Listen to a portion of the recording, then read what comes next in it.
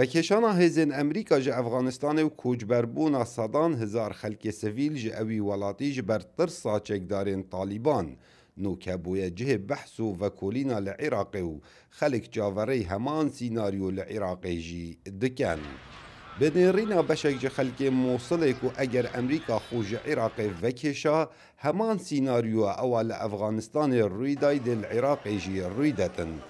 û dê bîte sedema derkeftina gropên cekdarên tundra û serhildana şerekê taîfegerî li başûr û navarasta Iraqê. والله طبعا الشارع العراقي متخوف من الانسحاب. بخود جادا عراقي ترسك كتيه ناف جبر وكيشانا هيزن امريكا جغورپانا عراقي خلد ترسن همان ديمن دوباره به او سال 2014 رودانه هر وساجي ترسن وكو افغانستاني جروبين تندرا دركب. انسحاب القوات الامريكيه ايضا سيؤدي الى إرباك في الشارع العراقي وكذلك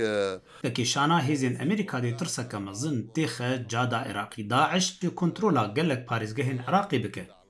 دعم القوات الأمريكية للقوات العراقية أمريكا هزن عراق باريزيت هاري كاريكا مازنج بو هزن أمنيت كات اگر أمريكا خوفك شاده بيتا صدامش نافچونا هزن أمنين عراقه از نابجم ده همیشه نافچید بلکو 5 سال دش نافچید جبرکو هزن امریکا هاری کاریا عراقت گجله حوالگیری و اوراهنان لشکری دگل وکشانا هزن امریکا و دوباره کرنا همان سیناریویا لافغانستان در روشا رخراو نیف دولتی و روشا رگهاندکاران چوابید آیا ده همان گواشنت کت نسر وکل سردم چکدار داعش و چندین روزنامه‌وان و چالاکوان رخراوین NGO هاتنا سيداردان. طبعا اكيد اليوم احنا منظمات المجتمع المدني او المنظمات الدوليه اليوم اللي دخلت ودا تعمل بامان. بگومان نو کما رخراوین محلی و رخراوین نیف دولتی و امناهی کار خود گین. و افریق خرابه سر برنامه مازن کار دکن و هاری کاریا گلک خلکید هده کرند ترسک مازن کفته سر هر وسا اما روزنامه وان اگر هزن امریکا در کفن امدنا چار بین ولاتی بجه بیلین مضطرين ان احنا نغادر البلد راح نتعرض كثير من الضغوطات مثل ما حدث بافغانستان. بالطبع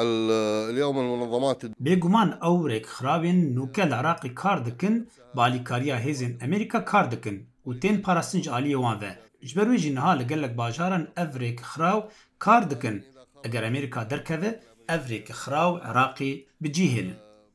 لن تأمن على نفسها هذه المنظمات. افغانستان نوکه باید ترسا مازن لجم خلکی و زوربی خلکی عراقی و جادا عراقی نوکه وساد بیجن که همان کارسا دی روی دتن و کل سالا 2014 دا چوا خلک بصدان هزار هات نکشتن و آواره کرن دی اف روژه جارا که دی خودو باره کنه و اگر هیزن امریکا جه عراقی در کفتن. کاوا عمر دنگ امریکا موصل